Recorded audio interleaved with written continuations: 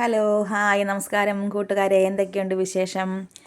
എൻ്റെ വിശേഷം കാണിക്കട്ടെ. ഇന്ന് ഞാൻ വൈകിട്ട് ജോലി കഴിഞ്ഞ് വന്നപ്പം വലിയൊരു മീനും വാങ്ങിച്ചുകൊണ്ടാണ് വന്നത്.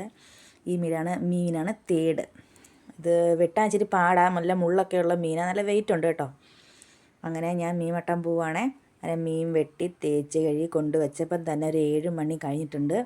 അപ്പോൾ നമുക്ക് കറി വെക്കാം. കറി വെക്കാൻ ഞാൻ കുറേ സാധനങ്ങളൊക്കെ എടുത്ത് ഇടിക്കുക, ഇഞ്ചി, പച്ചമുളക്, വെളുത്തുള്ളിയൊക്കെ ഇട്ട് ഇടിച്ചപ്പോഴത്തേന് നീര് വന്ന് കണ്ണി വീണിട്ട് ഭയങ്കര നീറ്റിലായിരുന്നു കണ്ണ് ചുമന്ന് കിടക്കുന്നത്.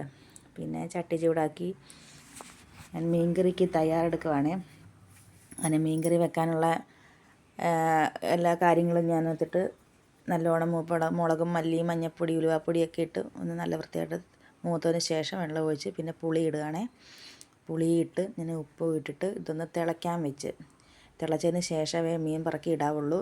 അങ്ങനെ തിളച്ചതിന് ശേഷം കഴുകി വെച്ചിരുന്ന മീനൊക്കെ ഞാൻ പറക്കി അതിനകത്തിട്ട്, ഇത് മുളക് കറിയാണ്. ഈ മീൻ മുളക് കറി വെക്കുന്നത് നല്ല ടേസ്റ്റാണ്. അങ്ങനെ മീനെല്ലാം കറിയെല്ലാം സെറ്റാക്കി ഞാൻ അടുപ്പിലോട്ട് വെച്ച്, മുളക് കറി ആയതുകൊണ്ടാണ് ഈ കളറ്, കാശ്മീരി മുളകാണ്, അതാ ഇത്ര കളർ ഈ മുളകിന്.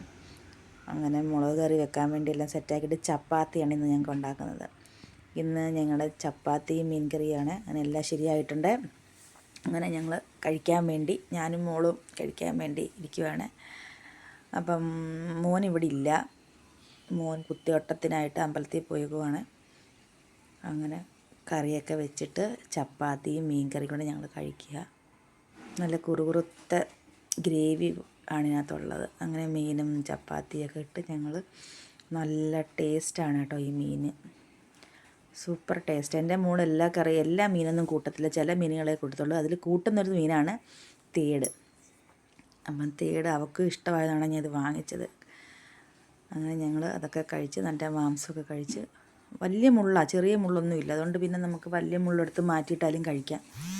അപ്പം ഇന്നത്തേക്ക് ഇത്രയേ ഉള്ളൂ. ശരി, ഓക്കെ, ഗുഡ് നൈറ്റ്.